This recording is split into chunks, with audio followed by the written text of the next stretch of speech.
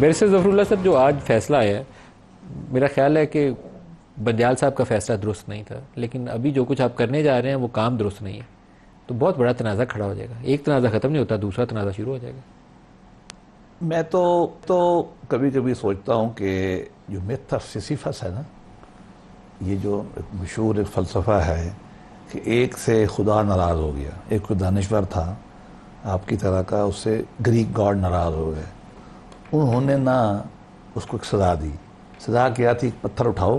اور یوں پہاڑ پہ چڑھ جاؤ، اور جب پہاڑ پہ چڑھتے تھے نا اس کی ٹانگ کھینچتے تھے، پتھر گر پڑتا تھا، پھر کہتے تھے نیچے سے چلو۔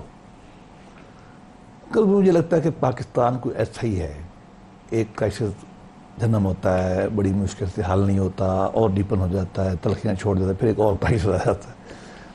مجھے نہیں معلوم کہ جو ملٹری اسٹریٹجی میں کہا جاتا ہے کہ we create crisis because we enjoy it, یہ ملٹری میں پڑھایا جاتا ہے، آئی ڈونٹ نو، اسٹریٹجی میں پڑھایا جاتا ہے۔ ولیم گارنٹ کی بڑی مشہور کتاب ہے، ہم اس کا شکار ہیں، یہ کیا ہے؟ فیکٹ آف دا میٹر یہ ہے کہ ہم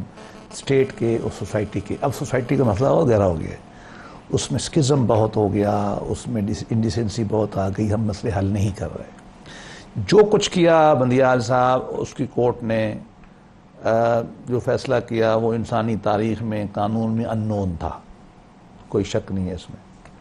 کم از کم کامن لا کی ہسٹری تو یہ نہیں تھی جو انہوں نے کی، انڈیا کی نہیں تھی، ہماری نہیں تھی، پتہ نہیں کہاں سے کر دیا 73 کے کانسٹیٹیوشن میں اس کی گنجائش نہیں تھی، جو دنیا میں گائیڈنگ پرنسپل ہے۔ وہ ہم نے ایک سسٹم بنایا تھا ڈسکوالیفیکیشن کا 60A میں، وہ ٹھیک تھا، لیکن وہ باہر جو کچھ ہونے کیا گڑبڑ کی۔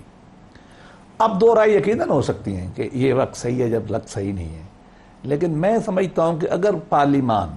صحیح طریقے سے 2/3 سے کوئی لا بنا جاتی ہے تو میں شاید اختلاف تو کر لوں، لیکن میں اس کو مانوں گا۔ لیکن چاہے اس کے لیے آپ کو وہ ہارس ٹریڈنگ نہیں، میں نے کہا صحیح طریقے سے، میں نے تو آپ کو وہ صحیح طریقے سے تو سر ہو ہی نہیں سکتا، it's not doable, not possible۔ دیکھو نہ ہو، اور اگر ہمارے عوام کے نمائندے اگر وہ بکتے ہیں یا وہ دباؤ میں آتے ہیں اور وہ فیصلہ کرتے ہیں تو میں کیا کہہ سکتا ہوں؟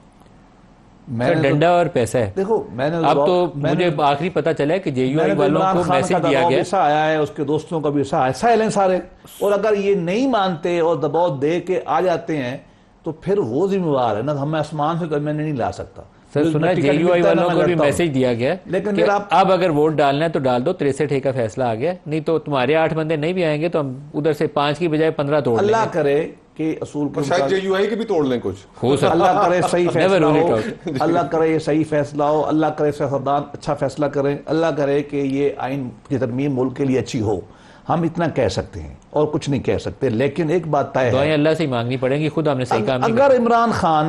عمران خان ہمیں سیاسی قوت مانتا، جو نہیں مانتا، اگر ہمیں سیاسی قوت مان لیتا اور وہ بات کرنے پہ تیار ہوتا تو حل نکل سکتا تھا۔ اس الیکشن کے فوراً بعد